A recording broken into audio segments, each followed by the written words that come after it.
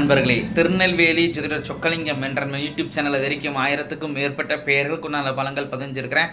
So இந்த சேனலை subscribe பண்ணிவிட்டு ஹோம் பேஜில் போய் வீடியோஸில் பார்த்து அந்தந்த பேருக்குடையவங்க உங்கள் பேருக்குண்டான பலன்கள் தெரிஞ்சுக்கோங்க.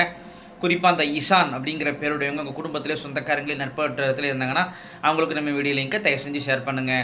நிறைய நண்பர்கள் ஜோதித்து மேல் பற்று கொண்டு நிறைய இடங்களில் ஜோதிடம் படிச்சுமே ஒரு ஜாதகத்தை கையில் கொடுத்த பலன் சொல்ல திணறக்கூடிய ஜோதிட நண்பர்களுக்கும் ஏற்கனவே ஜோதித்து தொழிலாக பார்த்துக்கிட்டு இருக்கிற ஜோதிட நண்பர்களுக்கும் இந்த ஜோதிடப்பிரியர புத்தகங்கள் மக்கள் மத்தியில் நீங்கள் தைரியமும் துளிமும் பலன் சொல்ல உதவும்.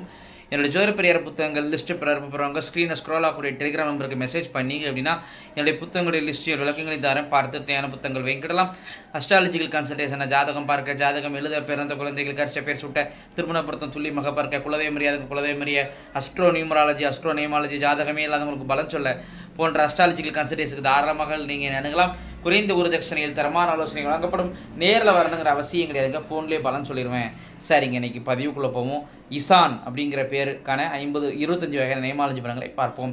ஃபஸ்ட்டு பாயிண்ட்டு, மற்றவங்களுக்கு பெர்ஃபெக்டாக அட்வைஸ் பண்ணுவீங்க, தனக்குன்னா ஒரு முடிவுகளை ரொம்பவே குழம்புவீங்க. 2வது பாயிண்ட்டு, எல்லோரும் உங்கள் பேச்சை தான் கேட்கணுங்கிறத ரொம்ப நினைப்பீங்க. 3வது பாயிண்ட்டு, பேச்சு வாக்குக்கு முக்கியத்துவம் கொடுப்பீங்க. 4வது பாயிண்ட்டு, தைரியசாலியாக இருப்பீங்க. 5வது பாயிண்ட்டு, தனிமை விரும்பியாக இருப்பீங்க. 6வது பாயிண்ட்டு, சுமை தாங்கி போல் குடும்ப சுமைகளை சின்ன வயசுலேயே தாங்கக்கூடிய அமைப்புகள் வந்துடும். 7வது பாயிண்ட்டு, படிக்கிற காலத்தில் படிப்பில் தடையை சந்திச்சிருப்பீங்க, அரியர் போட்டோ ஃபெயிலாகி படிக்கிறோம் எழுந்திருப்பீங்க. 8வது பாயிண்ட்டு, நீங்கள் வேலை பார்த்தீங்கனாலும் தொழில் செஞ்சீங்கனாலும் அது உங்களுக்கு எதிரிகள் கண்டிப்பாக இருப்பாங்க, உங்களை பற்றி போட்டு கொடுப்பாங்க, பகையாகும். 9வது பாயிண்ட்டு, ஆன்மீக கோவில்கள், புனித யாத்திரை பயணம் அடிக்கடி செல்வீங்க. வரட்டு பிடிவாத குணம் உண்டு, ஒரு விஷயத்தை முடிவு பண்ணிட்டீங்கன்னா அதுலேருந்து மாறவே மாட்டீங்க. 11வது பாயிண்ட்டு, வயசு வித்தியாசமுள்ள மனைவி அமைவாங்க. 12வது பாயிண்ட்டு, குடும்பத்தை பிரிஞ்சு வாழ்வீங்க, சேர்ந்து வாழ்ந்தால் நிம்மதி இருக்காது. 13வது பாயிண்ட்டு, என்னடா வாழ்க்கை அது, இப்போ சரி தற்கொலை பண்ணிக்கலாமா அப்படிங்கிற மாதிரி லைஃப்பில் உடவையாக சூசைட் அட்டெம்ப்ட் முயற்சி பண்ணியிருப்பீங்க. ஸோ எக்காரணத்தை கொண்டு நெகட்டிவ் தாட்டை வளர்த்துக்கிடக்கூடாது.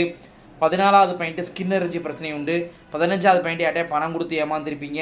16வது பாயிண்ட்டு, உங்கள் அப்பா உங்கள் தாத்தாக்கெல்லாம் திடீர்த்திறப்பணமே சரியாக கொடுத்துருக்க மாட்டார், ஸோ அது பித்ரு சாபம், அவசியம் திடீர்த்திறப்பணங்கள் கொடுக்கணும். 17வது பாயிண்ட்டு, திருமணத்துக்கு அப்புறம் உங்களுக்கு முன்னேற்றம் இருக்கும். 18வது பாயிண்ட்டு, தம்பி தங்கச்சியுடன் கருத்து வேறுபாடு உண்டு. 19வது பாயிண்ட்டு, திருமணம் தாமதமாகும். 20வது பாயிண்ட்டு, திருமணம் தாமதமாகும், சீக்கிரம் முடிச்சிங்கன்னா திருமண வாழ்க்கையில் திருப்தி இருக்காது. 21வது பாயிண்ட்டு, மாமனாரால் மன வருத்தங்கள், மன விரக்திகள் கண்டிப்பாக இருக்கும். 22வது பாயிண்ட்டு, லைஃப்பில் புது வீடு கட்டுவீங்க.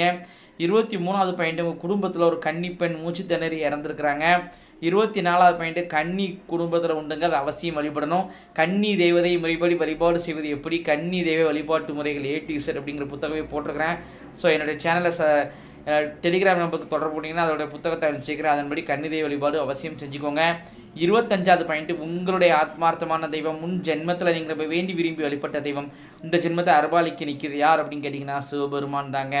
இத்துடன் இசான் என்ற பேருக்கான 25 வகையான நியமாலஜி பலன்கள் முடிவடைகின்றன. இப்போ பேரை வச்சே 25 பலன் சொல்கிறேன் அப்படின்னா ஜாதகத்தை சின்ன அதிகமாக உள்ள துல்லியமாக சொல்லுவேன் அப்படிங்கிறத யோசிச்சு பாருங்க நண்பர்களே.